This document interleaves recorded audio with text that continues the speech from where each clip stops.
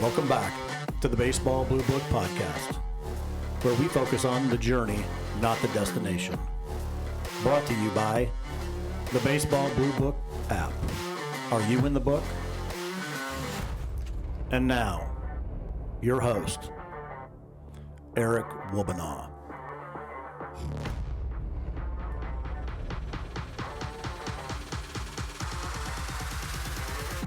Welcome back to the Baseball Blue Book Podcast. Eric Wobanaw, president of the Baseball Blue Book here. Excited to have Coach Bennett with us. Coach, how are you today?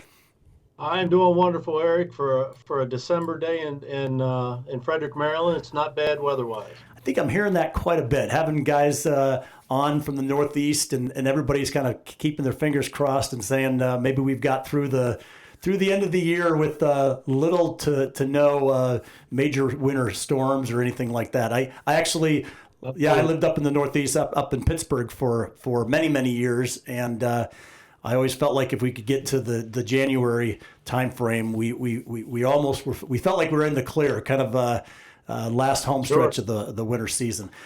Yes, that's for sure. Well, hey, Coach, appreciate you joining us. Excited to have you on, and a lot of the coaches that I'm having on lately are the community college level, D3 NAIAs, and I love it because it brings such a different perspective of what we do from a coach.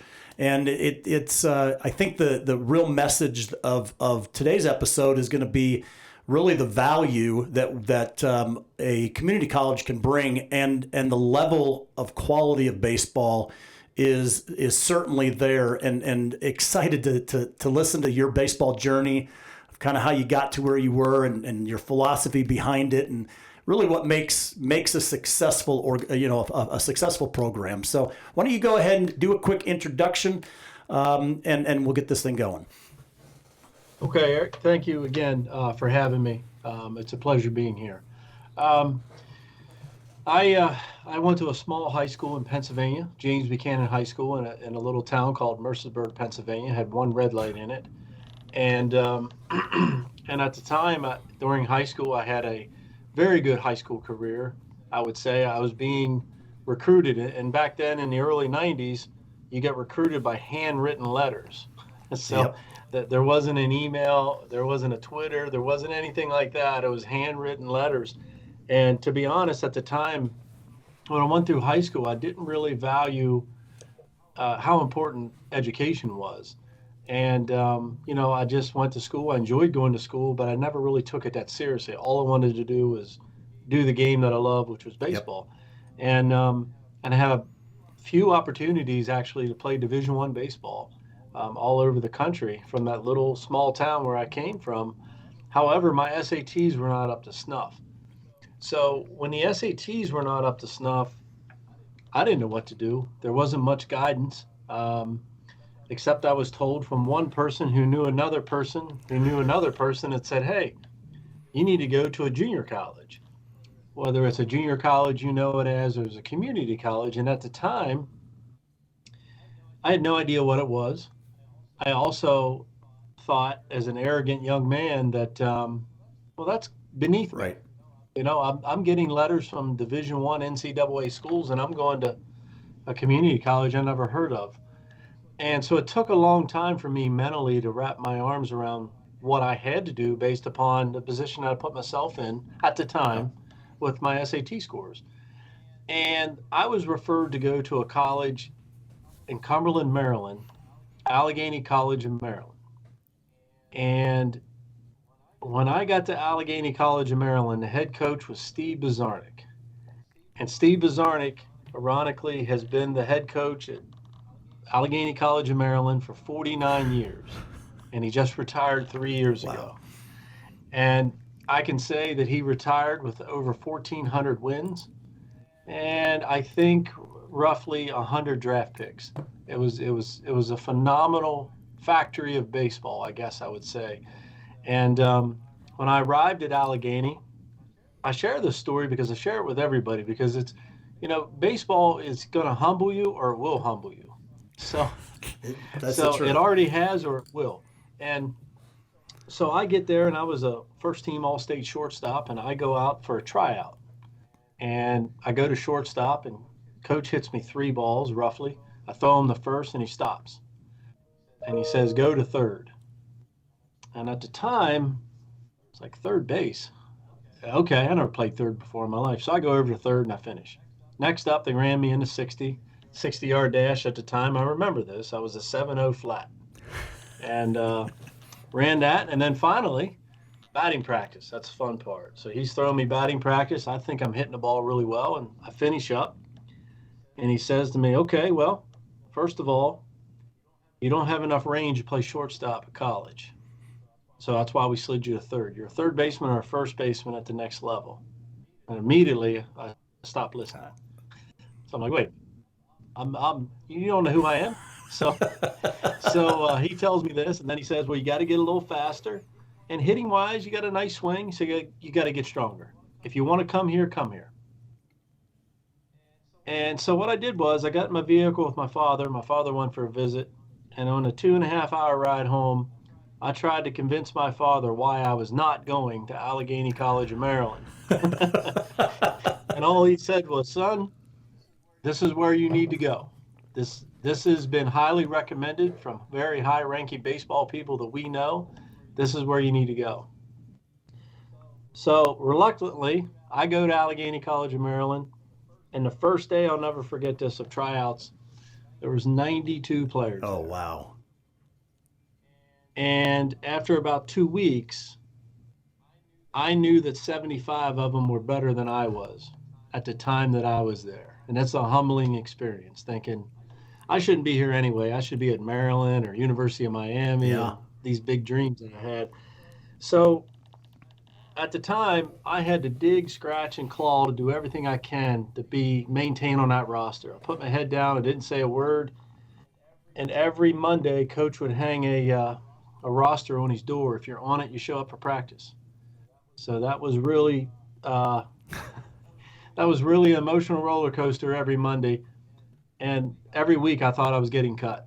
I was like, how do I explain back home where I'm this quote unquote local legend that gets cut from a community college that no one heard of? But somehow I made it. I made the roster. And what I didn't know at the time was Allegheny was one of the top 10 community colleges in the country at Division I JUCO. I had no idea. There was no Google. There was no, there was nothing that I could do research on other than a word of mouth. And I didn't realize I was among some of the top players in the nation for their age level. One of my teammates that I played with for a semester was Steve Klein, which pitched in the big leagues for years. And he was there as well. I mean, I just thought, well, everyone everyone is like this, but I didn't know anything. But my journey as a player started me at a community college, and I have to tell you, it was the best thing that ever happened to me. And I think for a lot of players, it's a really good thing for a number of reasons, which we can talk about later. But, I went from the community college level to where I got an opportunity to play baseball at Division II, Davis and Elkins College in Elkins, West Virginia. I finished up there, and I knew at the time, ironically, I set the hit record at Davis and Elkins College when I went there, my final year. And I knew when my baseball career was up, I did not get drafted, but I knew I had such a passion for the game that, man, what do I do? So I guess I coach. Right. I mean, I just knew I had to stay involved with the game. And and my former coach, one of my former coaches, Phil Caruso, gave me the opportunity to be an assistant coach at Frederick Community College. So I came to Frederick Community College as an assistant right out of playing, which is fine. A lot of guys do that. And I spent a year here. Well, meanwhile, back in my hometown, the head baseball coach at the high school had stepped down where I was from. And I applied and I got the job at James Buchanan High School. At the age of 21, I was the head coach of a high school team. That's awesome. That's great. That's great. So I thought I was ready. I would guess I was probably the youngest head coach in the state of Pennsylvania. I was guessing. Probably, yeah. I spent 4 years there, really learning learning the relationship part of trust between player and coach. But I knew when I was at the high school level that I wanted more. I wanted more. I wanted more. And Coach Nesserod down at Davis and Elkins College, after 4 years of high school, I knew I had to go back to college. He gave me the opportunity to be assistant coach at Davis and Elkins. I was actually ironically there a year and a half. I was there a year and a half, and then the opportunity at Frederick opened up, that the head job was open. And magically, Dr. Tom Janovich here hired me as a head coach at Frederick. It was such a dream job at the time. To be a head coach of a college, there's only so many Right. of them. There's only Yep. one. And I was so privileged at 26 to have that job. But my goal was I wanted to coach at the highest level possible, just like the players want to play at the highest level Yep. possible. So I was going to be here a couple years, build my resume, hopefully do a good job, and get picked up. Well, a funny thing happened along the way. I fell in Yeah. love with it. Yep. So, I stopped in to date it, and then I ended up marrying it. So it was, for me personally, the journey and what community college did for me and so many players across the nation, not just at Frederick, is really something that I think a lot more kids should experience. Coach, what? I'm not saying do not go to the 4-year school. We want you to go to the 4-year Yep. school, but there's so many of you that's just not Yeah. ready, N- and that's what this level Well, is. and what's really neat, what I hear is a story of the story of humility. I think your story is not unlike a lot of kids that are the legends of their town, right? They're the ones that are supposed to go and make it, and the goal is to get better, right? Baseball is a constant progression of skill and mind and design, development. Just everything is that, and the humility allows you to do that, right? I mean, you went through multiple Absolutely. steps of that, and that's I'm going to let's take a step back into that change there. I know it's been a while, but that drive home with your dad had to have been one of the most defining moments of your life, even though it was really challenging. And how great is it to have a dad that kind of can see the big picture when we don't understand what really is going on, right? Talk Absolutely. about kind of that raw emotion, the things that you were going through, because that was kind of a defining, right? It was you had to really check yourself and go, who am I and what am was. I? Yeah, it was. It was the ultimate gut check that I could ever possibly have. And just in my 20 minutes with this coach, that I thought, man, this guy just doesn't get who I am or know who I am. That what Coach Bizarnik did in 20 minutes was tell me the truth. Yeah. And like most of us in life, no matter if it's baseball or just what you do every day in life, not many people really want to know the whole truth. And I did need to get Yeah. better. Did I think I did? No. Right. Absolutely, I didn't think I needed to get better. I thought what I did was enough. And just how he talked to me, felt like he could take me or leave me. Right. And that lit a fire in me. And once I realized that I had to go there, I was not going to be denied. I just was not ready physically. I was not, I was there among men, and I wasn't physically ready for that kind of level. And, but yeah, the conversation with my father changed everything, because if I didn't go up there and get a chance to play for a mentor and a man like Coach, I don't know what I would have Right. done. I don't know what direction life takes you in. And it's interesting, at the time, all I wanted to do was play professional baseball, or I wanted to be in law enforcement. So at the time, I didn't know any better. When I went to Allegheny to play baseball, they said, what do you want to major in? When I met with the advisor, I said, I want to be in criminal justice, and said, we don't have that at the Right. time. So I thought because they don't have criminal justice, I couldn't be a police officer. I didn't know any better. So then I went down a different path. I said, I'm going to get into physical education and psychology. I was interested in that. So it's just an interesting how your path leads you, and you just don't close the door on anything. But yeah, if it wasn't for my father making me stay the course, the easiest thing to do in life is to quit. And the easy thing to say, I'm not going to play for him because that guy doesn't value me, because I didn't like what he had to say. Well, my father said that's not an option. You're supposed to go here because that's where good baseball players go. And the rest has been a long journey. It was a difficult time my first year adjusting. But there is no way. I know now. I was getting letters from Turtle Thomas at the University of Miami when he was there. I would have never made it. I was not ready physically. I was not ready mature-wise to leave home and go to a big university as a freshman. In my mind, I thought I was. But the best thing that ever happened to me was I had to go to Maryland.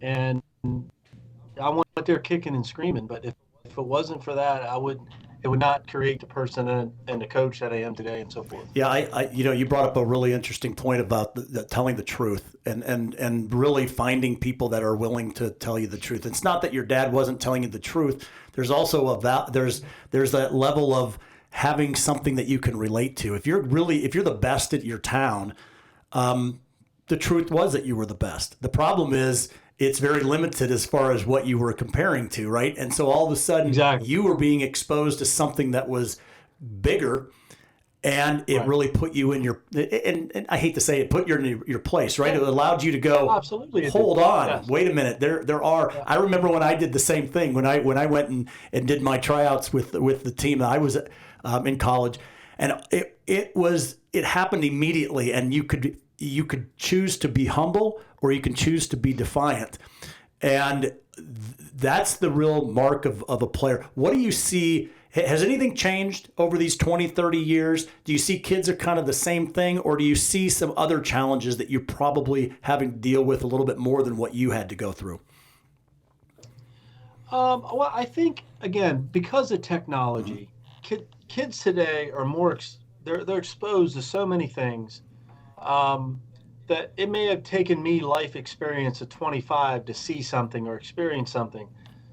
Kids see things and experience things now at 13 or 14, but it doesn't mean that they're mature. Right. Yeah, that's true. It just means they're exposed to it. But from what I've seen, though, I think technology sometimes, in my opinion, can be really misused and be a problem. But other times, I think it also brings awareness to you. Right.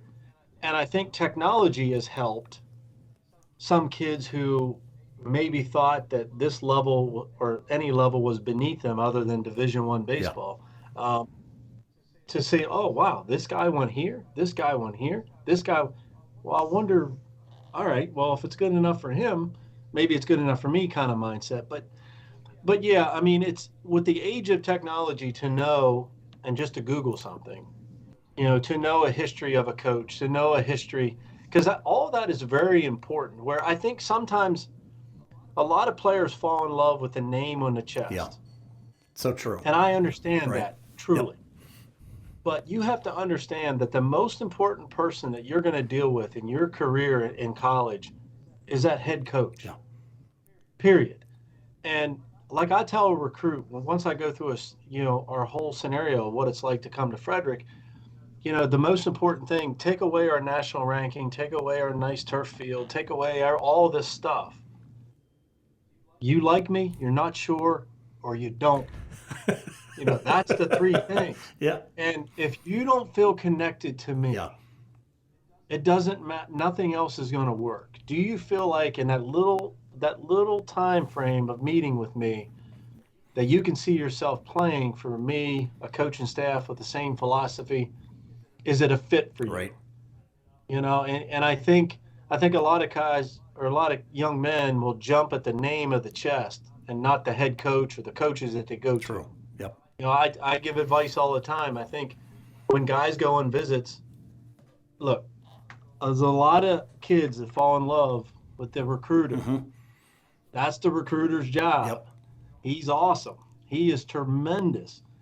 But the one thing the recruiter does that the player wishes that he does not write the lineup card. Yeah. The head coach does. So when you go on visits, make sure you request to have the head coach present. That's a huge advice that I think, because a lot of head coaches do not sit on all the recruiting business. Yeah, that's true. Yep. It just isn't. Yep. But my philosophy is for kids to make sure they're making the right determination, they have to have a connection with the head coach. That's great advice. Back to the technology, I always I compare it to just when you get power, there's responsibility, right? There's that old line. The internet has given us such massive power to understand and the information. You even mentioned you had no idea Fredericks. You didn't have any idea Allegheny. We didn't know this. There were times, I remember I grew up in Iowa. I didn't know that there were 7 community colleges within 45 minutes of where I was in high school. I had no idea. There was no information. So you had all these baseball programs, and what did you do? You looked at the big names, right? The ones that you got the letter from University of Iowa or University of Minnesota. It's like, hey, we know those. It's the Iowa Lakes Community College. It was, Wartburg School College. Great programs that I had no idea. But I think one of the things that the advice that you had just said is, yeah, we're gonna have all this information, but that doesn't mean that you understand the program or you understand the coach or you understand his philosophy and what it takes to actually make the team and what it takes to continue to be on the team, right? And it's a lot more than just baseball. Yes. Yeah, no, I'm sorry. You get a good point that I like to talk about when I go to showcases and so forth. I understand the game has changed. It used to be high school, American Legion baseball, college. Yep. Well, now American Legion baseball in some states is still alive, barely, but showcase travel baseball is taking over, and I understand that. What all these travel and showcase teams are trying to do is get the young man noticed, get them in front of whomever, get them to that level. Well, what I would like to see more than just, yes, you got to get in the door, but I don't want you to get in the door. I want you to be sustainable. Yeah. So there's one thing getting in the door. What are you going to do to stay there? And that comes through the expectations that hopefully someone was mentoring you, training you, teaching you properly to help you sustain at that school. Because I'd say it's easier getting to the school than it is there. And good point. You got to do all the little things to stay there. And I think sometimes that's forgotten. It's forgotten by the player because the player's not thinking about that. But the people that's leading them, one thing that I try to emphasize more is how do I keep you at so-and-so university? Right. Not just get a tryout and say, yeah, we'll take you. Well, how do you stay there for 3 years, 4 years? That's the stuff that we want to cover. That's a great point because my perspective of the travel teams, the elite teams, is they're replicating major league. They're not replicating college. College you're a student athlete, right? You're a student before you were an athlete, and there's a lot of things that are in demand. I always hear coaches talking about the balancing of time management when it comes to college. Mm-hmm. The difference between high school and college is truly the time management. Nobody's telling you where to go, where to be. There's no hall monitors that are making you go to class. You have to do this on your own, and it's easy when you go to an elite team or a travel team. It's baseball, 100% baseball. Sure. When you go to college, it's like, wait a minute, I don't get to play baseball the entire day. Well, yeah. Well, it also depends on where you go, which ties in, to our level, which is why this is truly a development. If it's done correctly, the developmental piece of maturity to academics, physically maturing, and more importantly, we are at a level that's unlimited. Yeah. So we are allowed to practice 8 days a week if we want. Great point. Yeah.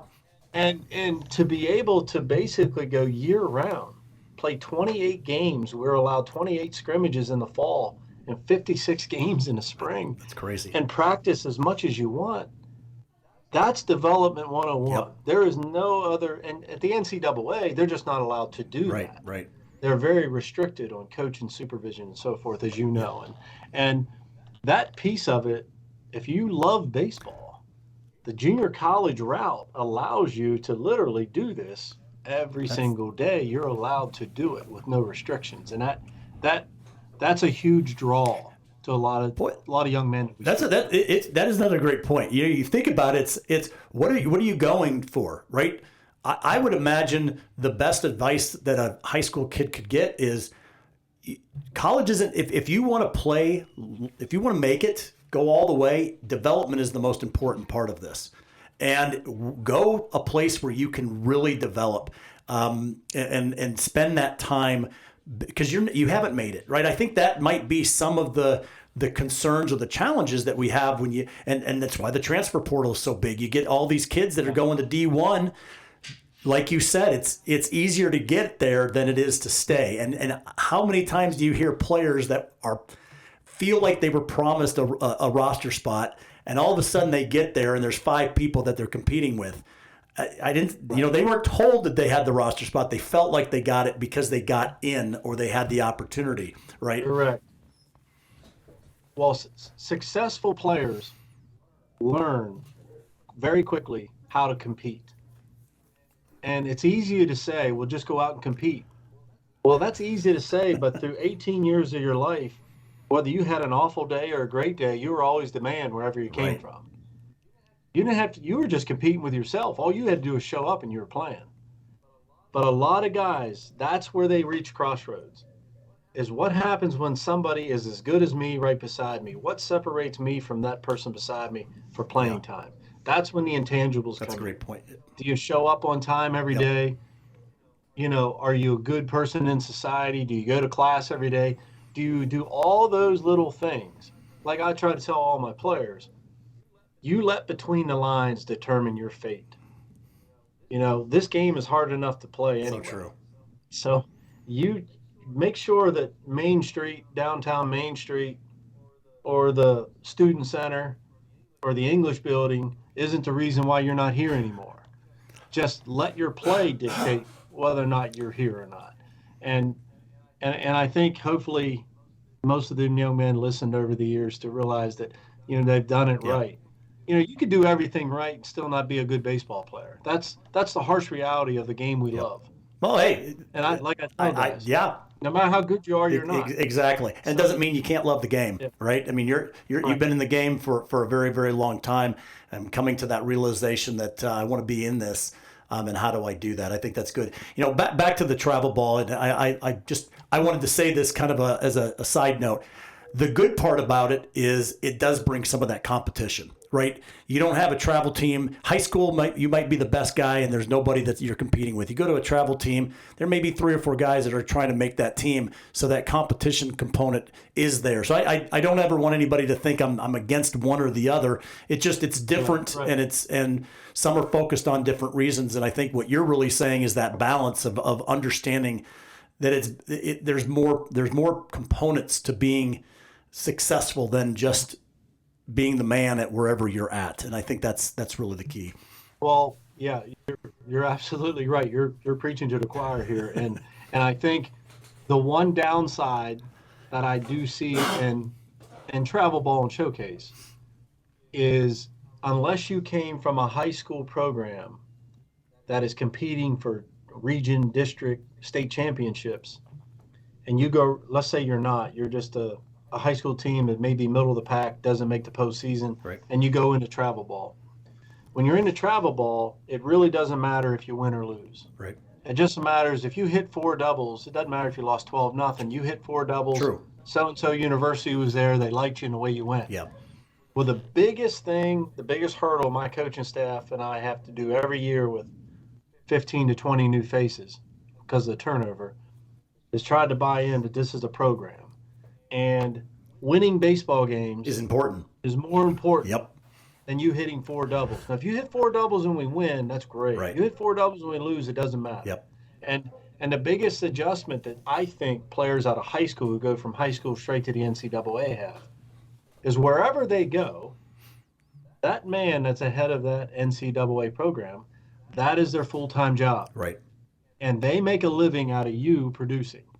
They don't care how it happens. They care about winning. Yep. And if you've never been, to me, if you get beat, the kids let it, by the time they leave the dugout, they forget about it. And, experiencing failure, I think, is it only happens for a few seconds with them and it's done. Yeah. Instead of lingering with them to keep motivating them to the next day. And I think when a person's livelihood depends on you producing, they're a little harder on you. And those guys are not used to that coming right out of high school. And that's the guys that end up back at our place to get out the kinks and then go back. Build and develop. Yep. No, that's a really good point. You loved what you brought in there. Is the travel ball is a lot of it.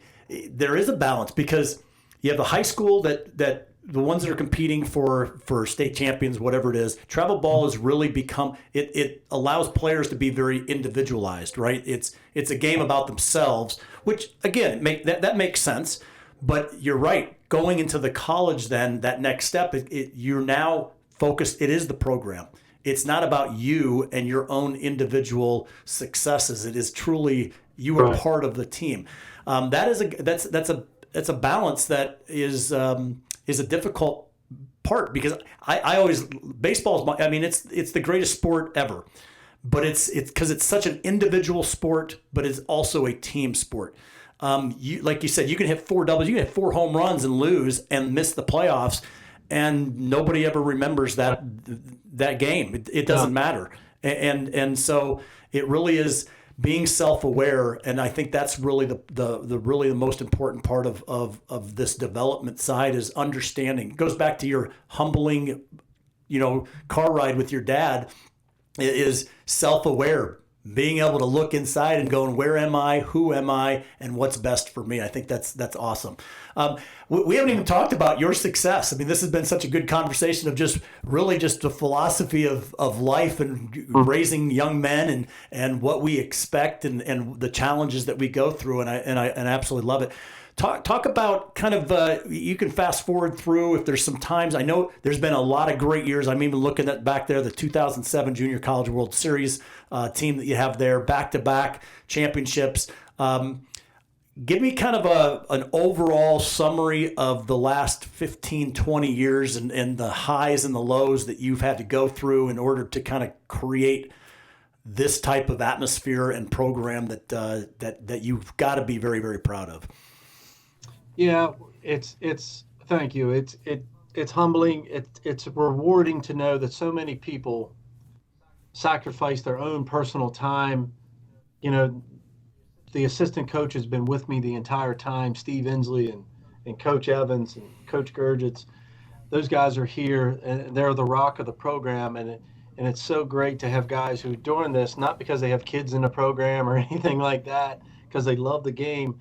And when I first started, the guys we were getting were the ones that there was a stereotype that you referred to at the beginning of junior colleges. Well, if you go to a junior college, the old stereotype was you must have been a criminal or you're a rockhead, so to speak, and you don't pass any classes, right. So you need to go to junior college. Right.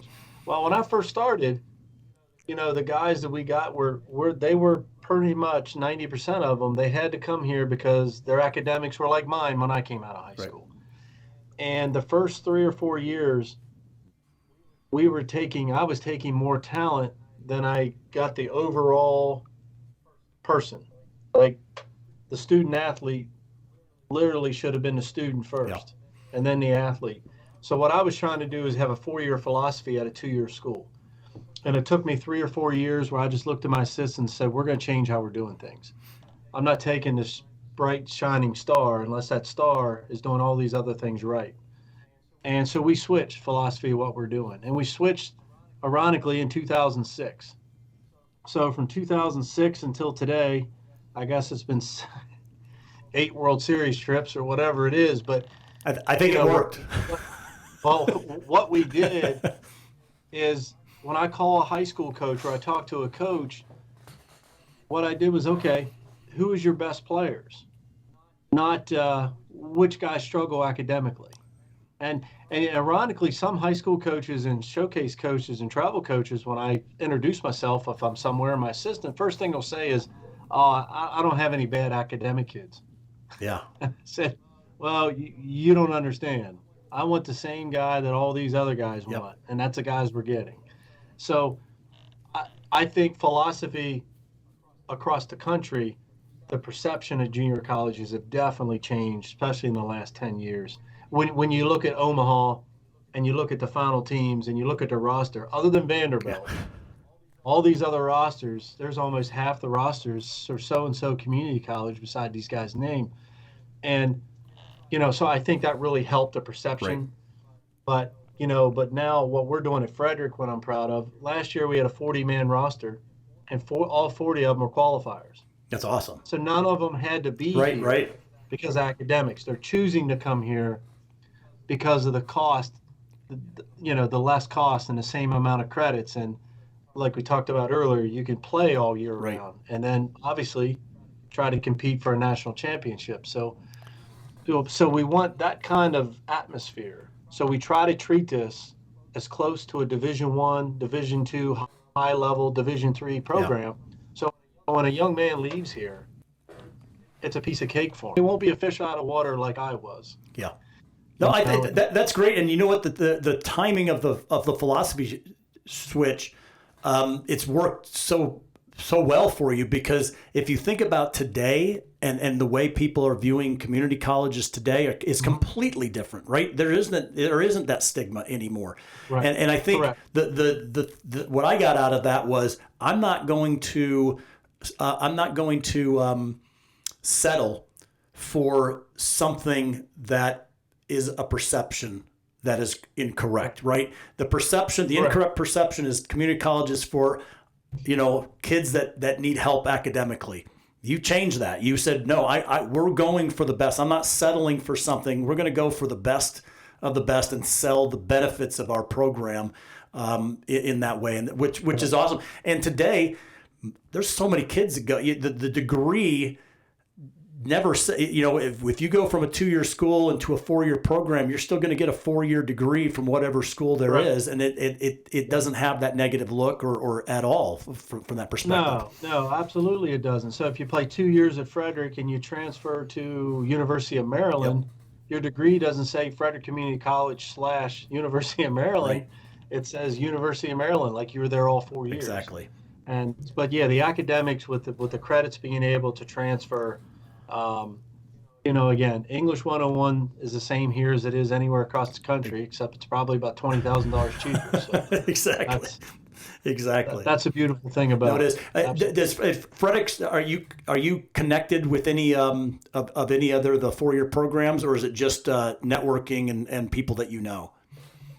It's just networking who we know. Okay. Ironically, it's great, to be in Frederick, Maryland, to know now that our program is known, nationwide, to where, our guys just don't go to the closest college to us, because now through, again, social media and knowing the program and over the history, I mean, we had a young man go to University of Alabama from here.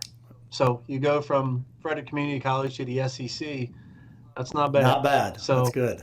we're proud of those guys, and all it is, if you come to Frederick Community College, we're proud of the fact you're going to get your academics and you're going to move on. Yep. So whether you play 10 innings or 1,000 innings, you're going to go to a 4-year school. How well you do for us is going to determine what level you go to. Yeah. And that's just, and that's what I love about it. So, you had 2 great years here. You're going to have a lot of opportunities. Well, and then the great thing about it, I know this is non-baseball related, but what's awesome about a community college is these kids, you don't know what you know. I mean, 16, 17, there's a lot of kids that do, right? They're and not to say anything about them, but there's a lot of them that don't. And you hit a community college, you may change majors, you may find something that you have a passion that you never knew. And so 2 years of playing ball and working as hard as you can, you might come to realize that you want to pursue something that's completely different. And now you're focused. Now you've got your education. You can transfer to something else.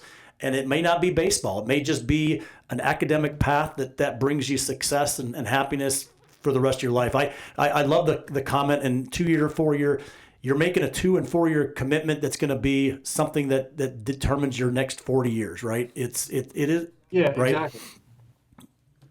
Yeah, I mean, you hit it exactly right, and like I said, what I like about, like, when we're recruiting a young man, I hope other schools are recruiting him as well because that means I got the right Yeah. guy. So what I tell them as freshmen, the odds of you making an impact are slim to none. And it's, there are percentages who make a huge impact, but man, that's a small Right. window. And I know you think that's not going to be you, but it happens more than not. Right. And basically what I say is, look, if 7 schools want you right now, if you come to us after 2 years, those same 7 are going to still want you plus 7 That's a good more. point. Great So, point. you're still going to go, trust me, 4-year schools out there, I want them to go to Yeah. you, but I just know I'd rather you go to you after they're polished instead of going to you first, coming back here, and then going That's great. back. That's So, great. Well, hey, we've already yeah. kind of covered why Frederick would be a really good place to look. So we won't spend a lot of time on that. But I Okay. would like to talk. Like for you to talk a little bit about the actual campus. Frederick, Maryland. Yep. Is it rural? Is it urban? Is there campus life? Is it really commuters? What is it? Kind of the appeal and what the day-to-day life would be for someone that might be interested Well, in going. yes, yes, and yes. um, Frederick's kind of unique in a way that Frederick, Maryland is actually, we're 45 minutes from Camden Yards, and our guys Yeah. love that, especially in September. You get pretty cheap seats. And we are roughly 50 minutes from National Stadium. So you got the Nationals and the Orioles, both of them within an hour from us. So that's Yeah. really nice. The Frederick Keys was a minor league affiliate of the Orioles. They're right here in town. So we got a minor league stadium here in town. But Frederick, Maryland is actually the second biggest city population wise to Baltimore in the state. You wouldn't know it if you were here because it's so laid out. Like, for example, 2 miles from where the campus is, where I'm sitting right now, there's cornfields. Okay. And we have the second biggest population in the state. So you got everything Kind of the from best of both worlds. downtown city, so to speak. You got the outskirts from the Yep. farms. Um, but Frederick itself, the campus looks like it was just built yesterday. It looks brand. It does. It looks brand new. It's a very big. It looks like a 4-year school from the outside. We're considered a medium-sized college. We have roughly 8,000 students. Um, 8,000 students per Okay. semester, and we have a cap of 25 kids per class. Oh, okay. So, so you're never going to get lost as a student. So you have that small town feel. We have a cafeteria. We have all those things. We do not have on-campus housing, but our baseball players live in condos and apartments off campus. And so you get a 4-year life, so to speak. The nice thing is you don't live in dorms here. So you are going to go, and that's why we get the elite of the elite, not only as an athlete, but as a person, because we're going to ask 17, 18-year-old, 19-year young men not to be 17, 18, or 19, because you're going to be living in an Yep. apartment, not in a dorm where someone's watching you. So that's why I've been proud of what we've done to basically have a lot of young men grow up pretty quick. Um, so that's why the campus itself, we couldn't be more happy with. We got a turf infield. We're fully turfed in the infield. Just got a brand new scoreboard. Um, we have a very, very nice That's great. facility uh, right here in Frederick, Maryland, and it's been I great just for us. saw I just saw something online that Frederick, Maryland is ranked number 4 place best place to live in 2021. Um, Well, that, there you go. that's so the coach ain't lying. I didn't know that. Hey, I didn't know that. Thanks for sharing that. Yeah. But yeah, that's great Well, yeah, stuff. no, I lived in Pittsburgh, and so Frederick was not too far. So I understand the rural but Hmm. urban kind of components, the hills, the trees. I really liked those. I like the kind of the mix and the blend Yeah. between the two, and that really makes for a really good, just a good experience when you think Well, about it. yeah, and then honestly, to have those big league parks that Oh close yeah, is really nice for the guys because it's so quick and easy. For $7, they'll go down and watch the Orioles play in September. I mean, and actually having them that close has helped us. We actually have a current player, former big leaguer Mike Bordick, okay. played in the played in the bigs. I think he was 14 years. Played for the A's. Played for. He's the one that took Cal Ripken's spot at short when Ripken Oh, went to third. yep. Well, Mike Bordick's son is here playing for us now, Wyatt. That's So great. we're happy to have him, and Mike comes out and speaks to our team. So it's just so nice to have that dynamic You can't get any better than coming straight from the horse's mouth, so to speak. That's pretty awesome. How do you feel? How do you feel about that as a coach? I mean, these guys are still players. I'm sure you remembered him when he was 17, 18 years old, coming to play for you. But how does that? Just give us a insight of what it's like to know and have a relationship with that. Well, I tell you, not saying it because he's here, but Mike Bordick was one of my favorite players when I was growing up watching, because I was an Oriole fan. And he played on the infield. If you listen to this, he had Cal Ripken at short, Roberto Alomar at second, Rafael Palmeiro at first, and he was at short. Now think about that. And so I grew up watching that. And to know that when he came in for a visit, I got to tell you, I didn't tell him this, but he'll know now if he listens to this, but it was pretty nerve-wracking to talk to. He's an Orioles Hall of Famer, to give a Hall of Famer your coaching philosophy. So I've never been too nervous talking to parents or anybody, but I tell you, it was pretty unique to act like it wasn't a big deal. But it must have worked out. He enjoyed what he heard, and it kind of worked out. But yeah, it is. Yeah, it's nerve-wracking to talk to somebody that you looked up to as a fan, and then trying to convince them of what you can offer for their most prized possession, which is their son. Yep.